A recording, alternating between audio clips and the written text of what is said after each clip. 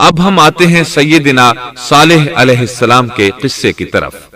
دن گزرتے گئے اور لوگ ایک بار پھر ابلیس لعین کے وسوسے میں آ کر کفر کی طرف پلٹ آئے، کیونکہ ابلیس کسی بھی شخص کو وسوسے میں ڈالے بغیر نہیں چھوڑتا۔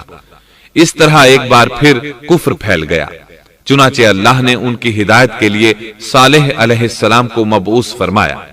یہ سمود کے پوتوں میں سے ایک عربی نبی تھے۔ ان کا نسب نامہ اس طرح ہے: صالح بن عبید بن سیاف بن ماشق بن عبید بن حاضر بن سمود بن ارم بن سام بن نوح علیہ السلام۔ گویا صالح علیہ السلام کا تعلق قوم سمود سے تھا، اور یہ قوم قوم عاد کی نسل سے تھی۔ سمود کی قوم نے یمن کو خیر باد کہا اور جزیرے سے شمال کی طرف منتقل ہو گئے، پھر وہاں ہجر نامی ایک بستی میں جا ٹھہرے۔ قرآن کریم کی سورۃ الحجر اسی بستی کے نام سے موسوم ہے۔ قوم عاد کا تذکرہ سورۃ الحجر کے علاوہ سورۃ الاحقاف اور سورہ ہود میں بھی ہے۔ اللہ تعالیٰ سورۃ الحجر آیت 80 میں فرماتے ہیں، اور ہجر والوں نے بھی رسولوں کو جھٹلایا۔ ہجر قوم سمود کا مرکزی شہر تھا۔ اب وہ مدائن صالح کے نام سے مشہور ہے۔ یہ شہر مدینہ منورہ کے شمال مغرب میں 380 کلومیٹر کے فاصلے پر واقع ہے۔ یہ لوگ بھی پہاڑوں کو تراش کر گھر بناتے تھے۔ یہ صنعت اور کاریگری انہوں نے قوم عاد سے وراثت میں پائی تھی۔ اللہ تعالیٰ سورۃ الفجر آیت 9 میں فرماتے ہیں، اور قوم سمود کے ساتھ کیا کیا جنہوں نے وادی میں بڑے بڑے پتھر تراشے تھے۔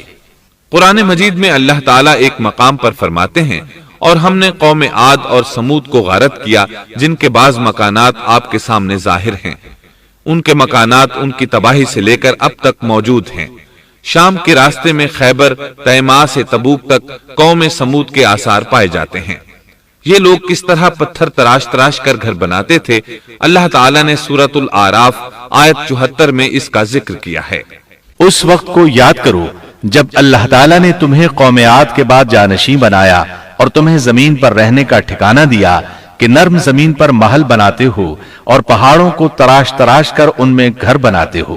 سو اللہ کی نعمتوں کو یاد کرو اور زمین میں فساد مت پھیلاؤ۔ یہ آیت ان کی طاقت، جسم کی صلاحیت اور ماہر فن ہونے پر دلیل ہے۔ پہاڑوں کو تراشنا دراصل قوم عاد کی عادت تھی۔ یہ بھی چونکہ انہی سے تھے، اس لیے وراثت میں یہ کام انہیں بھی آ گیا تھا۔ جس طرح اللہ نے عاد کو اپنی نعمتوں سے نوازا تھا، اسی طرح سمود کو ان سے بڑھ کر نعمتیں دی تھیں۔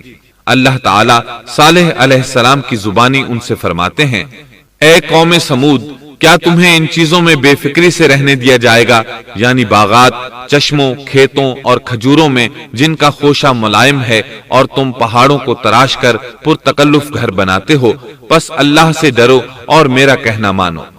لیکن ان لوگوں نے ہر طرح سے قوم عاد کی پیروی کی، نصیحت پکڑنے کی بجائے بتوں کی عبادت شروع کر دی۔ اللہ نے ان کے درمیان صالح علیہ السلام کو مبعوث فرمایا۔ آپ نبوت ملنے سے پہلے بھی عقل مند اور علم والے تھے، باعزت گھرانے سے تعلق رکھتے تھے، اپنے معاملات میں لوگ ان سے مشورے لیتے تھے، لہٰذا انہیں ایک خاص مقام حاصل تھا۔ لیکن جب آپ نے انہیں ایک اللہ پر ایمان لانے، اس کے سوا کسی کی عبادت نہ کرنے کی دعوت دی تو ان کا ساتھ چھوڑ گئے۔ جواب میں ان سے کہنے لگے، اے صالح، اس سے پہلے تو ہم تجھ سے بہت کچھ امیدیں لگائے ہوئے تھے۔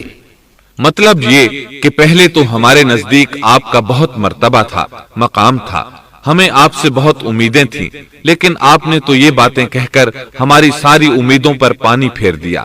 ان کے اس جواب کے باوجود صالح علیہ السلام انہیں اللہ کی طرف بلاتے رہے اور ان سے کہتے رہے، اے میری قوم، اللہ کی عبادت کرو، اس کے سوا تمہارا کوئی معبود نہیں۔